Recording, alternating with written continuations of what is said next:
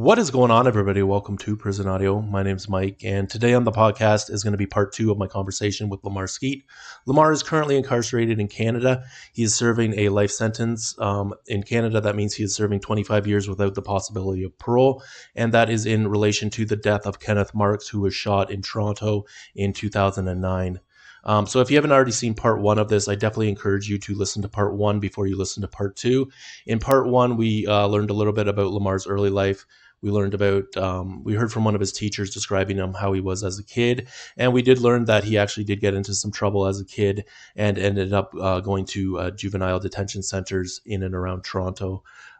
We also learned about an attempted murder case that came up where Kenneth Marks, who is actually the same victim in the murder case as in this attempted murder.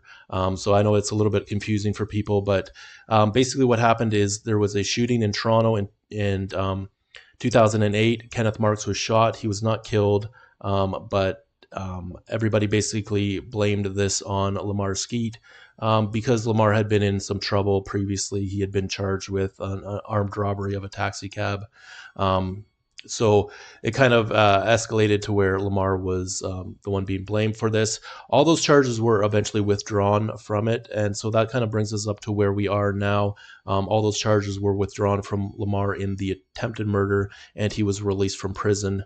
And now the thing is that shortly after Lamar was released from prison, Kenneth Marks was shot and he was killed.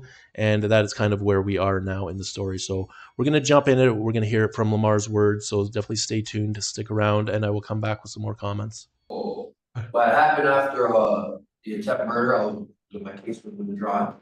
Mm-hmm. Unfortunately, I would say, maybe 17 days after that, the victim of the attempted murder ended up deceased. And I was the prime suspect in the case because of the attempted murder, right? So the community started saying the people who shot him before shot him, or they paid somebody to shoot him. Had nothing to do with the shooting. I was arrested for whatever. The police came to raid my house. They came looking for a 22 caliber and a brown plaid jacket. That was on the search warrant. They never found a 22 caliber. They never found a brown plaid jacket. What they took was all the jackets in my house. So they took an Averex jacket, doesn't belong to me. My bro actually traded one of his jackets for one of my friends. So they took an Averex jacket and all of these black jackets. It was winter time too. It was on December 31st, that's when they raided the house. So it was winter time, 2009, and it was freezing cold. I don't have a jacket on me. Took all the jackets. So they must have tested it for forensics or whatever and did what they had to do. They got a cell phone, they took my cell phone. So they're arresting me off the basis of cell phone evidence now, and my cell phone being in a particular area at a particular time that my cell phone's always in these areas, because in order for me to travel to go see my probation officer, I have to pass this area. In order for me to go to my girlfriend's house, I have to pass this area. So you got the yellow area, which is on Western Road, and then you have the red area, which is the West Toronto Tower, which is the area of the junction. So where the murder happens is in the West Toronto Tower. So you only need, I think, 33% to arrest somebody for any charge. You need 33% of what's going to lead ultimately to a conviction, and then you can get the rest of the evidence while people are locked up. But you need that 33%. So the basis what they're charging me on is the cell phone was in this area at this time. That's in and around the time that the murder happened. Let's keep him there, and let's go off of that now. You understand? Okay, so based off of that, that's how they got you into the Don jail? That's why they got me into the Don jail, I guess. Yeah. What was that experience like? Because that's a pretty famous, like, a lot of people know about that jail, right? You know what I mean? That's like pretty famous in Toronto. What was it like going in there for the first time? It's a wretched dungeon. I had to survive, you know what I'm saying? The guys really, I learned a lot, and the guys really encouraged me to take my music career serious. That was the first time that, because I was only 19, right? So when I was young offender rapping, I'm rapping with people. I'm the oldest in young offender. Young offender 16 to 19. There's some 20-year-olds there that it shapes over because they still had young offender charges, but they're gonna go to adult just now. When I'm 19 and somebody who's 35 saying, yo, you're gonna make it somewhere in life, kid. Yo, take it serious. Yo, you gotta write other raps, other concepts. Yo, you have very good rhymes. It's more like, holy, this guy's 35 years old. He's talking to me and telling me I have talent. Yo, I'm really gonna take it serious. And he's a serious man. And I see some gruesome beatings in the non-jail that humbled my soul, that it made me know you're not always gonna be with your friends. So just because you're with your friends, it doesn't mean that you take advantage of a situation and overdo a situation. Because look, this guy overdid a situation, he came on my range, now buddies with his friends. He's leaving in a stretcher. So that's how gruesome and the raw reality of Don Chill made me want to write a rap, Live from the Don, because I was just giving my experience. That's what I am. I'm an artist, I'm a poet, and my rhymes depict actual real life situations that I'm going through and that I'm experiencing. You know what I'm saying? So Don Chill was one of the places where I learned a lot of lessons. I learned, like, I'll give you an example. When I'm 19, someone's coming in, he's 25 years old, I'm 19. He's a landlord. He's from downtown and he's a landlord. He's 25. He said, I gotta send my girlfriend to go collect rent from my tenants. What?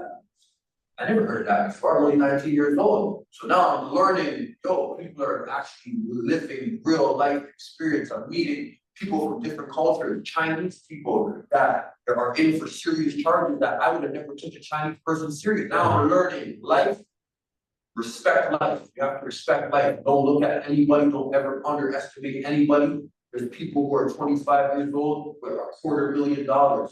Just because I've never seen $250,000 doesn't mean it's not possible. This person's from my same culture. You understand? So I just kept learning and learning and learning. And everybody just always asked me to rap.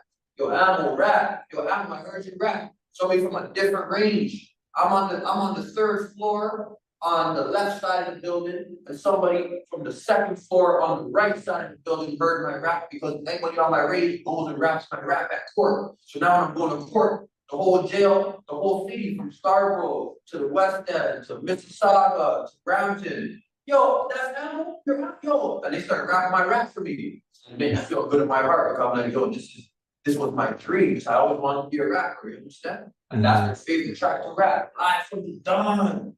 Live from the Don. Because, as you said, the Don is a historical building. So, I'm in the Don right now. I'm in the Don Jail right now, baby. Like, it's real in here. We're really on lockdown. Somebody could be dying right now.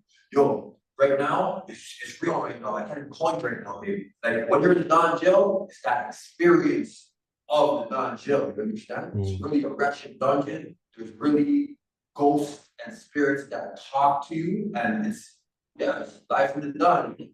Yeah. So is that kind of how you were just like coping with it, trying to put everything into your music at that time? Like were Definitely, like, I was in the Don Jail. That's what I could say when I was at my most elevated as an artist. I didn't even have to write a rap. I was still young, my mind was so fast that I could make 16 bars in my brain. And with the energy that was channeling, how everybody was supporting me, because I was like the youngest, you know what I mean? Everybody was supporting me, that it made me wanna write more and more and more. People were telling me like, yo, you get out, you do a mixtape for me, I'll give you $100,000. I said, you want me to ghostwrite a mixtape for you? No, you come to my studio, you rap it, it's your mixtape. I give you $100,000, I own it.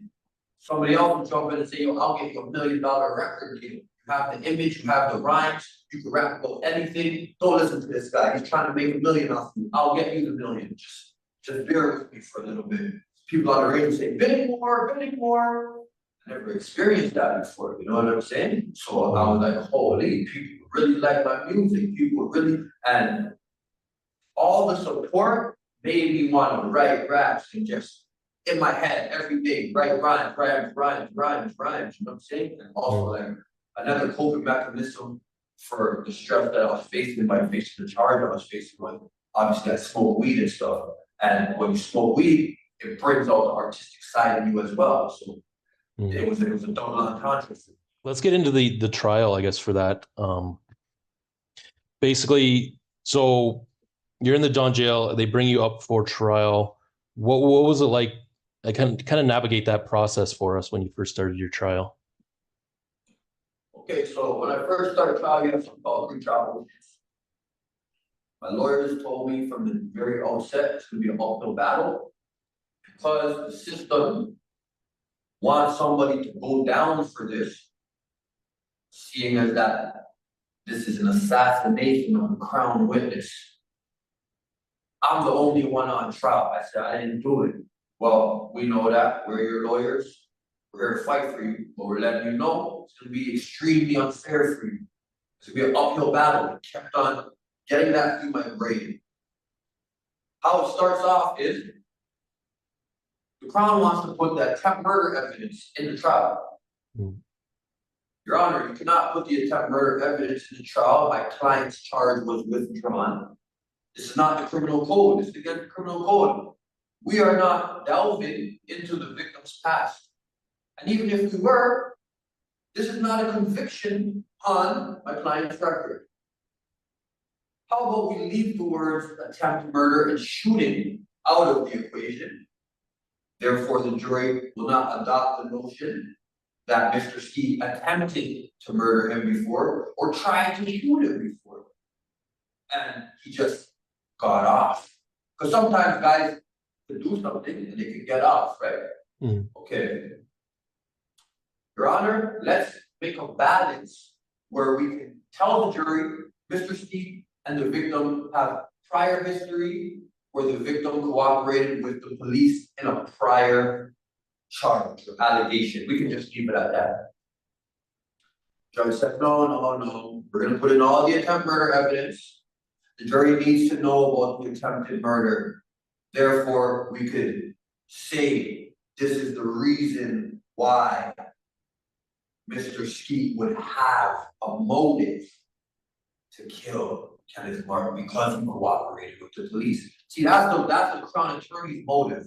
Because the victim cooperated with the police, Mr. Skeete wanted to kill him.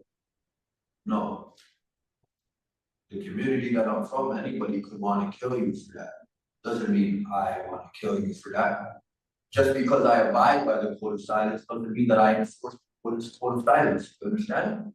But that's their main reason. You cooperate with the police, that presents a motive. You don't have to say attempt murder, shooting, he tried to shoot him before, he just got off. Just put, he cooperated with the police. Why are we going into a case that was withdrawn? You understand what I'm saying? So that was the first thing that they go in with, the attempt murder evidence. Okay. That gets played in court. As the trial is going on now, they have other circumstantial evidence. For example, my cell phone being in the area of the murder. One of my co-accused is on camera. He's running away as if he's seen somebody get shot. But he doesn't have a gun in his hand or anything. He came to trial. He said, I was doing a drug deal. I seen somebody get shot. I ran away. They don't have anybody saying Mr. Skeete was there or Mr. Skeete told me to do it. See, that's the Crown Attorney's theory. Mr. Skeete either shot the victim by himself or he recruited a friend to do it. Well, what one did he do? Either or, we don't know. We did one of them. Well, what one was it? It seems like you don't have your story straight. Because no one said Mr. Skeete told me to do it, and no one said he was there. You understand? As the trial is commencing in the middle of the trial, I'm going to court. So they take me from the court cells up to court every morning. I change into my court clothes. I change into a suit and some shoes. I'm in the non-jail, so I'm in the jail clothes. They make me change into my road clothes before the jury comes into the courtroom, so it could look like I came from the street, right? I'm sitting beside my lawyers on the desk. The judge never came into court as of yet. It's a big case. It's a huge case across Canada. I didn't even know how big the case was at the time. So the Crown Attorneys They're getting a lot of publicity in the media. They were on their laptop. I could hear my rap live from the Don playing from their laptop. I didn't know my rap. How did they pull that up? That's what I'm thinking in my head. I'm just bumping to my rap in the courtroom, like, yeah, that's hot. That's hot. Trial starts, judge comes in, whatever happens, they take a lunch break, come back from lunch break. The crown attorney says, Your Honor, we would like to present new evidence in the trial. Mr. Skeete has been rapping from the Don jail. Points at me. Mr. Skeete said a rhyme on his rap called Live from the Don Part 2, and he said, real niggas don't crack to the coppers. And we have an expert witness that is going to come and say, this means Mr. Skeete is saying real men who align themselves with the streets do not cooperate with the police. And that is why Kenneth Mark got murdered. Right? My lawyer said, why would you say that? What? Doesn't mean that, sir. Coppers mean correctional officers. Mm-hmm. My friends from the Don jail, they love me so much, they came to my trial every day. Some people from the Don jail went home. They love that song. They love those verses. They were in trial saying, what's going on here? What? Huh? What? That song was about the Don jail. What I did was, went back to the Don jail that same day, and I went to every range. I seen everybody in the bullpen. I said, yo, you're on the second floor, you're on the first floor, yo, you're on the third floor on the right side, yo, tomorrow when you see me down here, bring me the rules from your range. You're trying to put my rap in the court. They can't do that. That's what they're trying to do, fam. What? They're trying to put your line from the Don rap in your trial? What does it do with anything? I said, fam, trying to get me, man. Holy, yo, don't worry, we got this. Next day, everybody came with the rules. The first rule of Don jail is, do not crack to the coppers. Let the quartermen talk to the correctional officers. First rule. I came with a whole gang of rules. Every range has the same rules. From the first floor to the third floor, every single range. When you first come on the range, better read those rules, or it will be an issue. Mm-hmm. Show them this is what coppers mean to my lawyers. These correctional officers, I wasn't talking about the police. This is the rap. Part 1 to part 2 to part 3. It's a trilogy. You see when I said the word trilogy to my lawyers? They said, oh, this kid's smarter than we thought he was. You know what I'm saying? Yeah. Listen to the rhymes. Very witty. I rhymed about the Don jail 3 different times. With 3 separate rhymes. I never rhymed with the same word twice, man. Nasty. You're very talented. These people, okay, you understand that. But the crowd's still pushing for that. So, our position is, we don't want none of it going in. We don't want that one line going in from the jury. Of course, they're going to think, but if the judge does allow it, we're going to have to let in all 3 of these raps. And you see, that's going to be very prejudicial because the jury's not going to understand what you're going to. The jury's going to look at you like, if you're so innocent, why does it sound like you're glorifying Don jail when you should be in a corner crying and reading your Bible? I said, in a corner crying and reading the Bible, yo, my mom raised me to be strong, man. What are you talking about? I'm a rapper, bro. I didn't know they were going to do this shit. It's had nothing to do with anything. I'm innocent of this case. It's not even about the streets. They can't interpret it like that. All right, let's fight it. So, there's something in court called a voir dire. Now, the jury never sees a voir dire because the jury's not there. That's why the judge tells them to leave. Jury, leave. Now they're going to do the voir dire. We're presenting to see, is the judge going to allow the crown to put that one line, real niggas don't crack to the coppers? The crown comes and presents her case. Her expert witness is a police officer from the Toronto Police Force. He goes on the stand. So what does real niggas don't crack to the coppers? How do you translate that? Real men who align themselves with the streets don't cooperate with the police. That's my presentation, Your Honor. Now my lawyer goes. Are you an expert in prison slang as well? I know prison slang. You sure? Yeah. All right, I'm gonna take you through a 3-part series, and we're gonna make it shape. We're gonna see your translation, and then we're gonna ask you the same question the Crown asked, but we're gonna ask you more in depth of jail slang. First line I said was, live from the Don jail in the cage where they had me. Real scary. Niggas get stabbed up and beaten severely. Have your face looking nasty. Hustlers, killers, gorillas, and grizzly bears that'll put you in a wheelchair like Drake Degrassi. So what did he say there? First time he said, live from the Don jail in the cage where they had me. Can you interpret that? We went through the whole rap. I talked about shanks. I talked about lock up for cleanup. What does that mean? What does that mean, lock up for cleanup? Well, I guess the inmates are getting locked up and they're cleaning up the rage. And what's a squeegee and a broom and a mop? Those are the cleaning supplies in the jail. And what does it mean when he says extra phrases are coming on the rage and your spikes for the food? I guess they're your favorite. And what does a shank mean? And what does a bullpen mean? Took them through the whole rap. So you said that you're a slang expert. Are you aware of that? Or a copper? Also, you translated as correctional officer in the jail slang? No. Well, this whole rap was about jail. We just proved it to you. So when he said real niggas don't crack for the coppers, could he,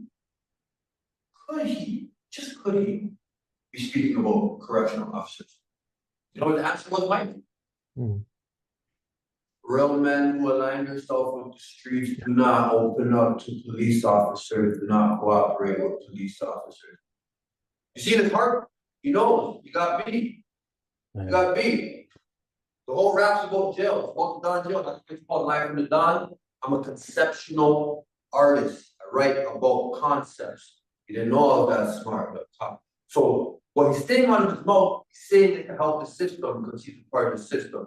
But in his heart, he knows, the kid was really rapping about the Don jail. I look like an idiot here, but the words that I'm using is going to be used as evidence. So let me just say what I have to say. You understand? The judge is going in. That's going in for sure. The whole, also, what's the defense's position? The judge had a field day. He said, what's the defense's position?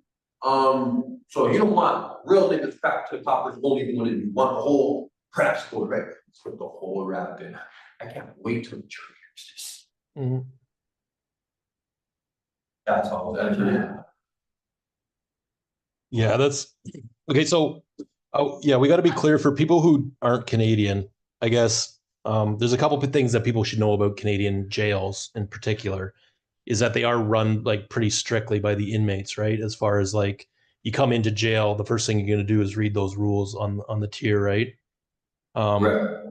And the other thing is like there is a very specific language in Ontario jails, as far as like, yeah, coppers is the best example, but I think everybody knows that coppers refers to a CO in that situation.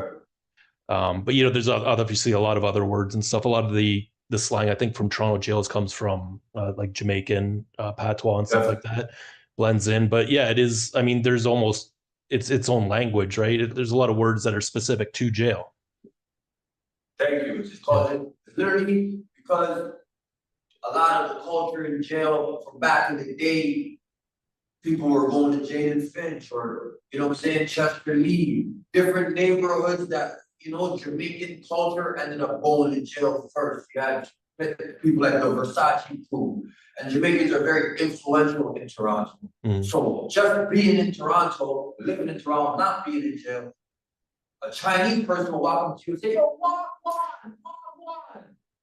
That's Toronto, that's the culture of Toronto. Now, when you're in jail, Jamaicans have a lot of influence, but you also have me. I have a Jamaican background, but I'm born in Canada, and my father, his DNA is from Jamaica, but he grew up in New York. So I talk a little bit like I'm from New York. You could confuse me for LA. I'm more blended with the American culture, but I can still say, yo, Wagwan, no, you're blessed, mommy. And you have a lot of Canadian, Americanized people like me. And then you have some white boys that will say, yo, Wagwan, but they still speak correctly too. Everything is blended into one as a whole jail culture. Everybody makes sure that you understand what people are saying. If I come around and someone starts speaking Somalian, say, yo, you guys understand me? I speak English. You speak Somalian? Thank you. Unless they're my friend, you're gonna be like, oh, shut up, we're talking about our own stuff, I'm not trying to get you. But if they're not my friends, I'm gonna say, English, please.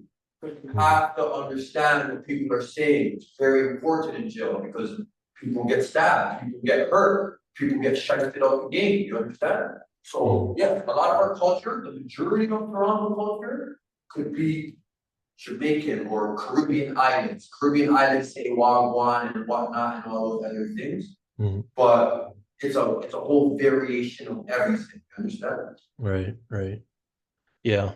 The other thing when you were talking that I thought of was, we're supposed to have a jury of our peers. Well, this is what I'm gonna say. Because I said the same thing in front of Queen's Law University in October 17th. Okay. Those rappers are not supposed to be admitted in the trial. You understand? People always talk about juries of your peers. Understand? If you're innocent of your case, you don't need a jury of your peers to understand you or to feel sorry for you. If all the evidence plays out, and I got 12 Indians who do not like me, but if they're judging it fairly and there's no evidence for me to be convicted, I will not be convicted. Understand? If those rap lyrics and that attempt murder that are both extremely prejudicial and inadmissible was not entered into that trial, I would not have been convicted. All those members of the jury were Caucasians, maybe some of them were Europeans, Croatian. I don't know what they were or where they were from, and I don't hate on none of them. They were all intelligent people. I handpicked them. I picked those people. I felt their energy. I didn't know they were going to put a rap. Yeah, of course they're not going to understand the rap. If there was 12, if my mother, there's 12 of my mothers in that courtroom. You know, when I rap sometimes and I swear on my tracks when I was younger, my mom will get mad at me. That's not how I raised you, Lamar. Why are you swearing? Mom, it's cool, it's the culture. People my age like it. I'm famous, Mom. Lamar, you know you don't have to use the swear word, you know. You know you can do better than that. So if my mother was on the jury and a kid is talking about, fuck you, I shoot gun. She hears that, she's gonna say, this guy sounds like a bad kid. Maybe he can do the murder. You understand? So it's not about your peers. It's about my case. If you put my case in front of the jury right now and take out the evidence that was not supposed to go in and leave what you guys have at those 33% or let's say 42% now, put it in front of any culture, put it in front of any human being that's going to judge it fairly. They're going to say, not guilty, not cheating. You see, when the judge sees this skin color and he sees my hair, that's why I say, yo, he's going down. And this is assassination of a crown witness. How can I play my role for another person to go to the penitentiary and make millions of dollars on this? Because prison is a company. How can I do this? Also, I was already convicted. See, I didn't know how special I was when I was younger. That's why my mom used to tell me you have talent, make sure you do positive things for the community. When older people say, yo, she was positive rap that you write. I write more of those, and I'm like, yo, you're lyrical, you write more of those, you can change the world with your music.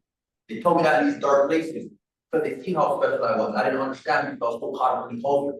Now that I'm 33 years old, I can say, this is what everybody was talking to me about. Nobody else in prison be doing podcasts, speaking in front of universities, doing everything that I'm doing. To the point where the warden's assistants coming up to me saying, we would like you to speak in front of national headquarters when they come to prison and talk about your experience in your maximum security.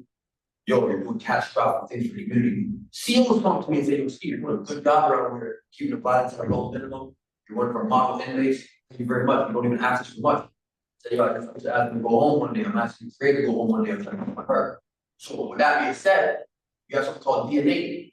Because I was convicted for my young offender charges, the system has my DNA. They know the scientifics. They know everything that's in your DNA. So when they see that, they say, whoa, that's what's in his DNA? You can't let this guy go. He will really change the world. Conviction. That's why a lot of special things are happening. You understand? Because the creator of the universe sees everything. But then that's why me and you are sitting down having this conversation right now. Who would have known that all those years ago that I'll be sitting down with Mike tweeting prison audio, going viral from the prison? You see what I'm trying to say? So these universal orders always come into play, no matter what. So as I said, doesn't matter what jury, doesn't matter who, doesn't put my case in front of any human being without the inadmissible evidence. Not guilty, let's go change the world. Understand? Is that, or do you get a life sentence, which in Canada means 25 years without parole? Yeah. And so where are you at this point in the appeal process? Like right now? Right now, where are you at? Yeah. Yeah, I'll tell you this. So first of all, let's back up. So I got convicted March 30th, 2012 was when the jury said guilty. April 17th, 2012 is when I was sentenced to life in prison. You understand? I went to the penitentiary May 25th. Now I'm in Kingston, Ontario, Mill Haven, J Unit. End up getting to a situation I got cut in my neck in J Unit in February 5th, 2013. I get transferred to Edmonton, Mass.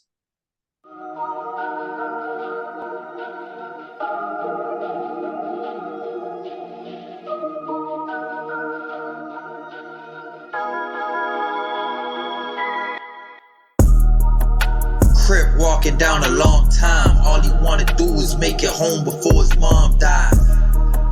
Repercussions of the gang life. Repercussions of the gang life. Now he's gone to the system, dealing with consequences for his crippin'. Still he won't stop, can't stop. Crip walking down a long time. All he wanna do is make it home before his mom dies. I know a Crip nigga so loyal. Stay down through all the turmoil, confusion, take a hit, gotta deal with the bruises. One man's fall is the next man's amusement. But fuck the bullshit, I respect what you doing. Down payment on property off the movement, that's cool, Crip. Then the feds barging, slap you with them charges. Oh shit, cuz gon' keep it gangster regardless. One day in the rec, we was cracking just talking, and cuz said he's trying to make it home before his mom's dead. Deeper aspect to process through my conscience, effects of the trauma. Crip walking the longest. Crip walking down a long time. All he wanna do is make it home before his mom died. Repercussions of the gang life. Repercussions of the gang life. Now he's gone to the system, dealing with consequences for his crippin'. Still he won't stop, can't stop. Crip walking down a long time. All he wanna do is make it home before his mom dies. Have you ever seen a Crip cry? 100% real, certified, serving time in the feds, getting to the bread. Remember when I said, quit while you're ahead? I know that conversation still playing through your head. At least we got through the pandemic, and nothing lasts forever. Love and respect, you my cousin, you my brother. The team do it clever, whenever we're together. Free cuz. Crip walking down a long time. All he wanna do is make it home before his mom died. Repercussions of the gang life. Repercussions of the gang life. Now he's gone to the system, dealing with consequences for his crippin'. Still he won't stop, can't stop. Crip walking down a long time. All he wanna do is make it home before his mom dies. Crip walking down a long time. All he wanna do is make it home before his mom dies. Repercussions of the gang life. Repercussions, consequences. Crippin'. Yeah, I was on the road driving, cousin, so I didn't even really get to comment on it though. Track goes hard still. Goes hard. Hope the whole project is something like that, you know what I mean? Just the deeper aspects like you're talking about, fam, you know? You gotta just show what's going on in man's emotions, the raw emotions of what happened in street life and the outcomes and, you know, the reality niggas are facing. It's crazy, fam, because you could break that down from any perspective, you know? Everyone cares about your perspective and how you're dealing with it, you know what I'm saying? But even niggas on the streets that are getting old now and lived out their whole lives and they're feeling lonely, you know what I mean? And they're not even in a cell. And they just feel alone, fam. A lot of trauma and the pain from riding from that little block, that little hood. There's so much else going on in the world.